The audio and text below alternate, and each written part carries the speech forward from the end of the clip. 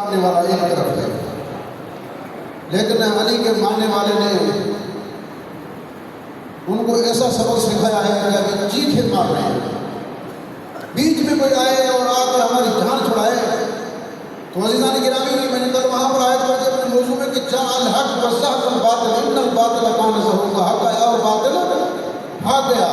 تو آج وہی ہو رہا ہے، حق کے مقابلے میں باطل اس وقت ٹکرا رہا ہے، اور انشاءاللہ امید ہے کہ باطل بھاگ جائے گا اور حق جیت جائے گا۔ یہ شاید ہمارے اس دور کی شاید ہونا، یعنی یہ لفظ کو شاید میں کہوں کہ شاید یہ آخری جنگ ہو اور اس کے بعد میرے ایمان کا ظہور ہو جائے۔